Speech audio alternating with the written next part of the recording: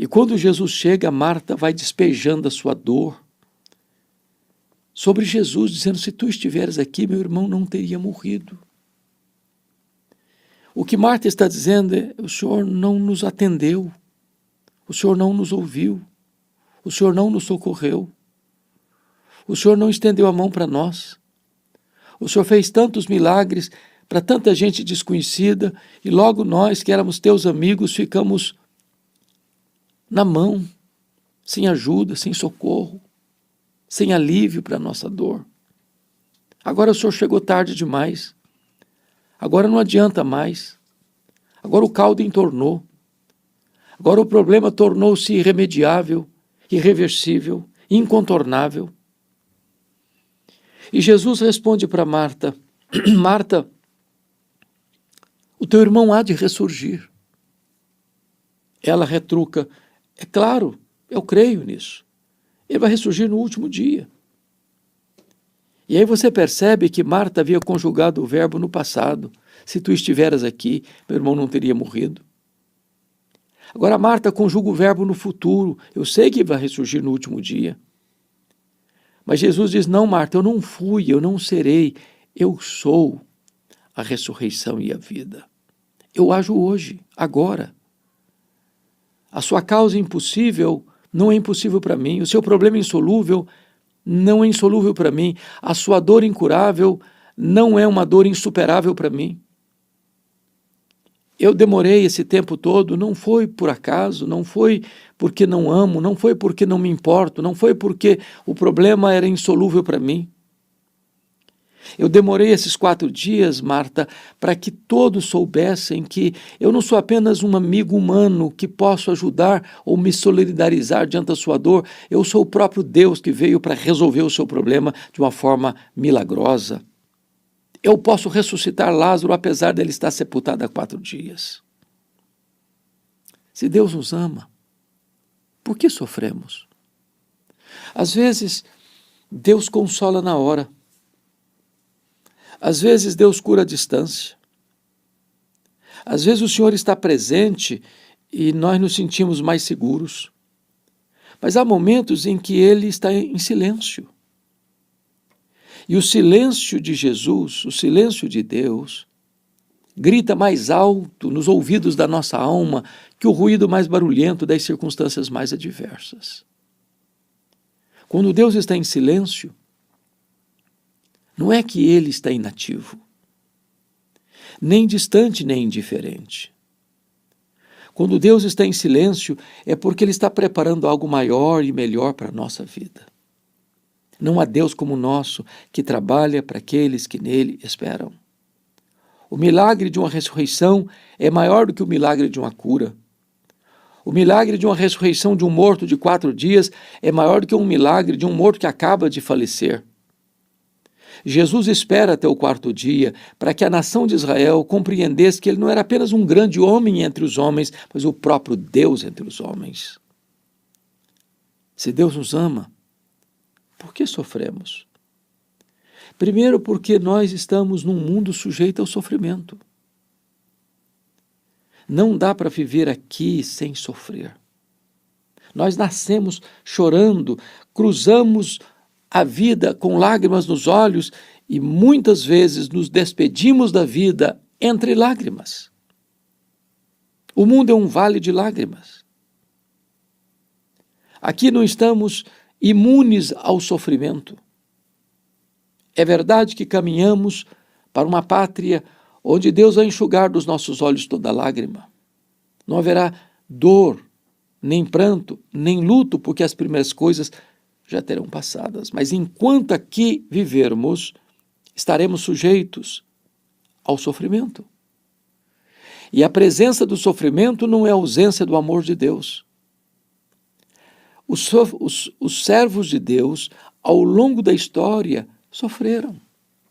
Foram provados, passaram por vales escuros, por provas difíceis, por testes dolorosos, por circunstâncias carrancudas, por inimigos terríveis, insolentes, perigosos. Enquanto aqui caminhamos e enfrentamos as nossas próprias fraquezas, lidamos com os nossos próprios pecados, com as nossas contradições, com os nossos paradoxos. Enquanto aqui caminhamos, nós somos surrados pela doença, nós enfrentamos a inimizade do mundo, nós enfrentamos o ódio do diabo, nós enfrentamos a incompreensão dos amigos, nós enfrentamos as críticas da família. Aqui não tem folga, aqui tem luta. E Jesus nos alertou: no mundo tereis aflições, mas tem de bom ânimo, eu venci o mundo. O apóstolo Paulo diz que importa entrar no reino de Deus por meio de muitas tribulações, não algumas, muitas tribulações. Paulo ainda diz que aquele que quiser viver piedosamente em Cristo vai ser perseguido. Aqui vivemos esses dramas. Aqui vivemos essas angústias. Aqui enfrentamos a carranca do mal. Aqui choramos, aqui sangramos, aqui gememos. Aqui partimos deste mundo em meio às lágrimas. Então não duvide do amor de Deus por você, pelo fato de você estar sofrendo. O apóstolo Pedro, escrevendo a sua primeira carta, disse que os cristãos forasteiros e peregrinos que tinham perdido as suas casas, seus bens, sua liberdade, seu chão, sua identidade, que perambulavam pelo mundo, pelos antros da terra, se escondendo às vezes em cavernas, não deveriam estranhar o fogo do sofrimento, porque muitos estavam sofrendo as mesmas circunstâncias e situações, e isso não significava a ausência do amor de Deus. Deus não deixou de amar aqueles que padeceram, aqueles que foram martirizados, aqueles que foram jogados às feras, aqueles que foram queimados vivos. Aliás, a Bíblia diz que o nosso sofrimento do tempo presente não é para comparar com as glórias por vir a serem reveladas em nós.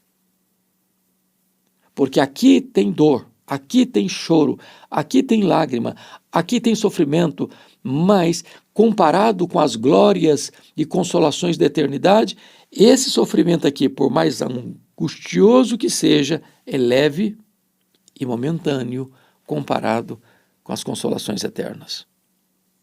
Se Deus nos ama, por que sofremos? É porque o sofrimento é pedagógico. O apóstolo Paulo, escrevendo a sua carta aos Romanos, diz que nós nos gloriamos na esperança da glória de Deus. E não apenas isso, mas nos gloriamos nas próprias tribulações, sabendo que a tribulação produz experiência e a experiência, esperança. Em outras palavras, nós não nos alegramos nas tribulações porque somos masoquistas, porque temos uma filosofia que aplaude o sofrimento, não. Nós nos alegramos nas próprias tribulações porque as tribulações produzem perseverança, uma paciência triunfadora. O sofrimento é pedagógico. Aprendemos muito mais nos vales do que no pico dos montes. Aprendemos muito mais nos dias de tempestade que nos dias ensolarados. Aprendemos muito mais na dor do que no alívio. Aprendemos muito mais na casa do luto que na casa da festa. O sofrimento é pedagógico. E ele diz que esta perseverança, essa paciência triunfadora vai produzir experiência. Às vezes nós apenas conhecemos as experiências dos outros, mas Deus quer que você tenha a sua própria experiência. E quando você se matricula na escola do sofrimento, e é Deus quem nos matricula nesta escola do deserto, da prova do sofrimento, é porque, na verdade, Ele está trabalhando em nós antes de trabalhar através de nós. É no fogo do cadinho que o ouro é depurado. É na prova que as escórias são removidas e nos tornamos mais limpos, mais belos, mais úteis para o reino de Deus. Então não estranhe o fogo do sofrimento, porque ele é proposital. Não estamos dizendo com isso que Deus não possa nos dar tempos de folga, tempos de folguedo, tempos de descanso, tempos de refrigério, tempos de bonança. Não, a Bíblia diz que Deus tem também isso para nós. Deus é o Deus que tira você da prova, Deus é o Deus que consola você depois da dor, Deus é o Deus que enxuga as suas lágrimas, Deus é o Deus que põe de pé o caído, Deus é o Deus que levanta o abatido, Deus é o Deus que consola o triste, Deus é o Deus que enxuga as lágrimas daquele que está cheio de pranto, Deus é o Deus que tira as vestes de tristeza e que nos cobre com vestes de louvor, que arranca as cinzas e põe diante de nós um cântico de vitória. Mas isso não significa que você vai cruzar pela vida sem lidar com a dor. Então, diz a Escritura que quando Jesus chega na aldeia de Betânia e Marta despeja sua dor, Jesus acalma Marta, dizendo: Marta, eu sou a ressurreição e a vida. Quem crê em mim não morrerá eternamente. Então diz a Bíblia que Marta retorna à sua casa com um recado para Maria, sua irmã, que estava chorando. E a recado era essa: o mestre chegou e te chama. Eu quero dizer para você que Jesus chega também na sua dor e chama você para um encontro. Quando Maria foi ao encontro de Jesus, prostrou-se aos seus pés em lágrimas, e aquilo comove Jesus, e Jesus pergunta a Maria: onde o puseste? Quando Jesus chega diante do túmulo de Lázaro, a multidão ali presente, Jesus chorou. Diz a Bíblia que Jesus chora porque ele se importa com a gente. Ele é compassivo, ele padece com. A dor que pulsa no nosso peito também reverbera no peito de Jesus. A dor que atinge o nosso coração também alcança o coração de Jesus. A aflição que nos atinge também mexe com o coração de Jesus, porque ele é compassivo. E ali, diante daquele cenário, Jesus então dá uma ordem aos circunstantes: tirai a pedra. E Marta intervém de novo, dizendo: Senhor, já cheira mal, é melhor não mexer com isso. A situação é irreversível, o quadro é irremediável, não se pode mais alterar essa agenda. É melhor agora nós nos acostumarmos e curtirmos a dor do luto. E Jesus se volta para Marta e diz: Marta, se creres, verás a glória de Deus.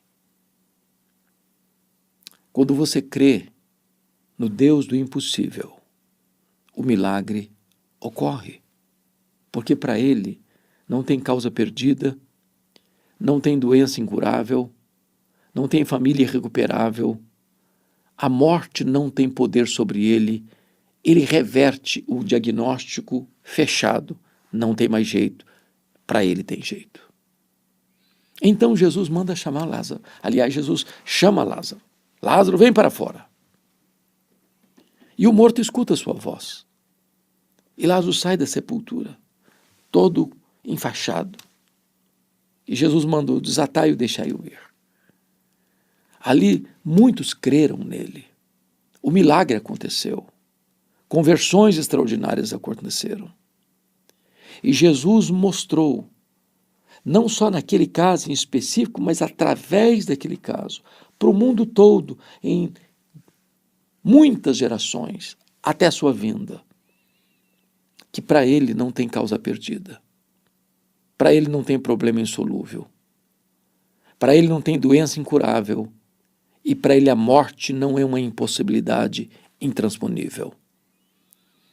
Talvez você que está me acompanhando agora está lidando com um grande sofrimento. Talvez é pessoal, é íntimo, que você fica remoendo aí por dentro. Ninguém sabe. E você guarda silêncio dessa dor. Talvez é um trauma vivido, um abuso sofrido, uma incompreensão, um abandono, uma decepção, uma traição, uma rasteira. Mas hoje eu quero dizer para você que Jesus pode estancar o fluxo dessa dor. Talvez você esteja lidando com um sofrimento relacionado à sua família, o casamento, os filhos, os parentes allegados, talvez uma situação dolorosíssima que tem feito você sofrer, que atingiu seus filhos, que atingiu seu cônjuge, e você não tem resposta, e você não tem saída, e você não vê uma luz no fim do túnel, você não vê uma janela de escape. Jesus conhece a sua dor. E Ele é poderoso para trazer solução, como trouxe lá na casa de Marta e Maria, ressuscitando Lázaro. Deus pode ressuscitar seus sonhos. Deus pode reverter os diagnósticos mais difíceis e sombrios da sua história e fazer a alegria voltar à sua casa, fazer o sorriso brotar nos seus lábios, fazer um ambiente novo surgir na sua família. Talvez você esteja sofrendo por situações que atingem a sua igreja. Você ama a sua igreja. E você está vendo reveses acontecendo lá. E você tem sofrido, tem perdido noites de sono, você tem buscado a Deus uma saída, uma solução, uma direção. Eu quero dizer para você que Jesus pode também trazer solução para esse sofrimento. Trazer quebrantamento, trazer arrependimento, trazer choro pelo pecado, trazer alegria do perdão, trazer tempos de restauração, trazer reavivamento espiritual. Talvez você esteja sofrendo pela sua situação financeira. Você dedicou a sua vida inteira e não conseguiu sequer o básico, o elementar. Talvez você esteja sofrendo pela realidade em que o país atravessa, de crise medonha, de desemprego, de descrédito das instituições, de desconfiança dos governantes, de insegurança jurídica, de medo do futuro, de uma situação sombria, nublada, tenebrosa que se avizinha. Eu quero dizer para você que Deus também pode socorrer a nossa nação. Deus pode sanear nossa pátria de toda maldade, de toda violência, de toda ideologia perniciosa, letal, perigosa, maligna. Deus pode mudar o cenário da política, Deus pode mudar o cenário da justiça, Deus pode mudar o cenário das transações internacionais. Deus pode, porque só Ele pode. Se Deus nos ama, por que sofremos? Então, eu quero concluir dizendo que o sofrimento vai marcar nossa história até o fim. O Senhor nunca nos prometeu ausência de aflição. O que Ele prometeu é estar conosco todos os dias até a consumação dos séculos. E se Ele está conosco, somos mais do que vencedores. Se Ele está conosco, então vamos continuar caminhando. Se Deus está conosco, ainda que a morte chegue, nós somos mais que vencedores, porque se vivemos, para o Senhor vivemos, se morremos, para o Senhor morremos, quer pois vivamos, quer pois morramos, nós somos do Senhor. A morte não é uma tragédia.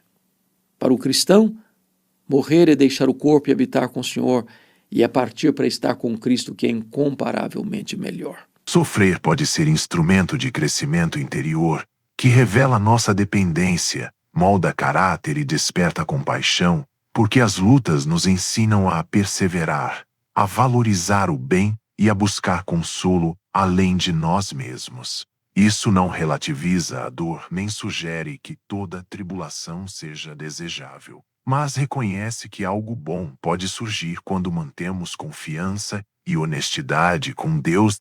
Também existe o mistério. Nem sempre teremos respostas claras para o porquê de uma perda ou de uma doença, e admitir essa limitação do entendimento humano é parte da humildade que a fé pede, sem cair no desespero, mas levando ao Senhor nossas perguntas com sinceridade e sem máscaras. A comunidade tem papel decisivo. O amor de Deus se manifesta por meio de pessoas que acompanham, ajudam e choram junto, e quando nos apoiamos uns aos outros, a dor perde um pouco do peso e torna-se espaço de serviço e testemunho. Além disso, o sofrimento traz a luz que a esperança cristã aponta para uma promessa maior. Uma realidade futura onde as injustiças serão corrigidas, as feridas serão curadas e a morte será vencida. E essa promessa não é escapismo, é âncora que mantém firmeza para enfrentar o presente com coragem. Na prática, responder ao próprio sofrimento envolve levar a angústia a Deus com transparência, buscar consolo na comunidade, aceitar ajuda prática, cuidar do corpo e da mente e continuar exercendo amor e bondade, mesmo quando tudo dói.